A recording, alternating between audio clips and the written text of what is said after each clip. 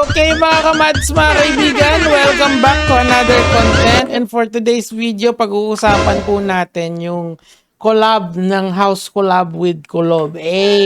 Zach Ferrer pala, sorry, Zach F. So, ano ba nangyari so far? After maglabas ng Team Payaman ng mga low-key debunks nila, ito na naman si Kulob at meron na naman siyang reaction doon sa mga lumabas sa kanya. Okay, so balikan muna natin dun sa pinaka-intro, okay? Shout out sa CapCut kasi naka-CapCut to eh. No? Game. The House of Collab, okay? Ang pinaka-importante lang natin na kailangang i-mention dito ay ito, okay? Binigyan daw nila ng appropriate counseling si Zach to address the matter and dinisiplina daw nila. And ito yung gusto nila yata. Gusto nila kung gusto daw i-resolve ng mga party sa Team Payaman, their lines are open. Baka ultimate collab ang gusto. Sana all. Okay, tuloy na natin. Game. Si Zildjian James. Hello. Arma, aka Okay. Zach Ferrer. May sincere apologies po sa mga tao masagasaan ng issue to. Okay, may nasagasaan na naman. Kanong una, legal pa. Ngayon, may nasagasaan na naman, okay? Talagang hindi ko po alam na nagkasama sa gamit na nadala ko. So, Ano ba talaga yung totoo? Actually, eto talaga, kayong mga taong bayan na ang bahalang mag-decide kung sino ba nagsasabi ng totoo sa kanilang dalawa. Dun sa dalawang panig. Eto yung side ng Team Payaman. Eto yung side ni Kulob, okay? Ayun na nga, nag-i-stick siya doon sa nailagay lang daw doon sa maleta. Okay, so these are all the things na kailangan nating intindihin dito. Tuloy natin. puntang albayong ko. Na pagtanto ko rin po na mali.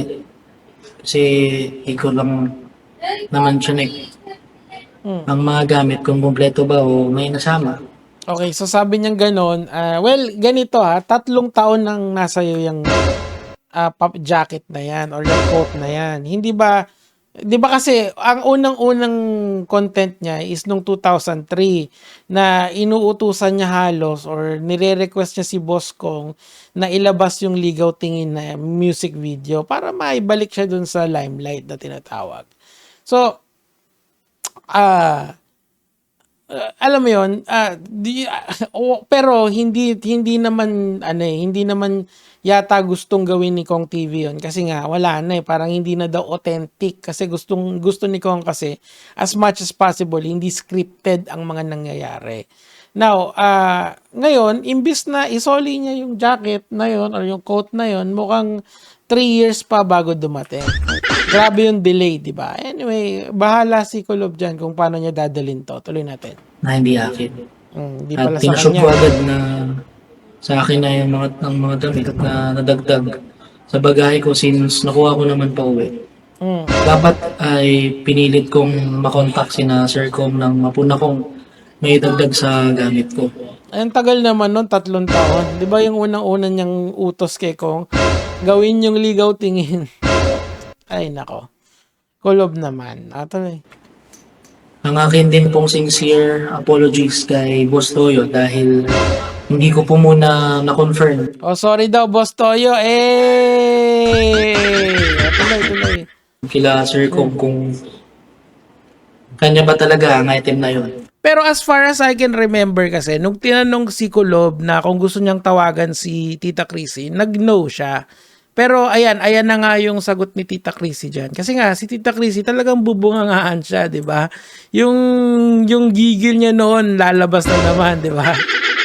Anyway, sinasabi ko lang kasi ito yung mga inconsistency dun sa statement ni Kulob. At saka, kung wala naman siyang tinatago, madali lang naman kasing kausapin si Tita Chrissy noon eh. Yun lang talaga. Kaya nandito uli tayo sa problema na to. Tuloy natin. Sorry po sa lahat ng naapektuhan, especially sa pamilya namin, kay Sir Com, Pamilya kay Boss nyo, Toyo, sa Team Payaman, at sa aking mga kalugar sa probinsya sa Albay. mga gar. Gar, what's up mga gar? Tuloy. Natapon mo. Asahan niyo po na wala na akong gagawin konektado sa dating grupong kinabilangan ko. Sana nga last na to ha. Sana last na to. Wag na parinig. And this would be it. And sana rin, eto lang mensahe ko sa House of Collab. I don't think na papalakihin pa to ng Team Payaman. Parang siguro last hora na lang nila yon, yung mga TikTok na yon. Kasi biruin mo, kukunti lang yun kaso sobrang putok talaga, di ba? So I don't think na magsasalita pa sila kung dito. And basta isipin mo na lang yung last words ni Kong sa'yo na parang di talaga matatawaran yung talent ni Zil, di ba? Napakaganda nun eh. Gandang closing nun, pare. Di ba? Tuloy. Pinapangako ko rin po na ibabalik ang quote na binenta sa Pinoy Pawn Stars sa totoong may-ari ng nasabing quote. Oh! Sino kaya yun? Sino kaya yun, mga lods? Sino kaya yun? Ako, ang posta ko kay Mamentos. Kayo dyan, sa baba. Kanino? Ako na lang kaya bumili. Bibili ko kay Mamentos. Hindi, joke lang. Hindi. Goods ako. Ako po ay formal na nangangako na hindi na po ako gagawa ng content na mababanggit o madadawit ang pangalan nila, Sir Kong. Wag mo na kasing balikan yung nakaraan, tol. Kasi nga, matalented ka naman eh. Hindi.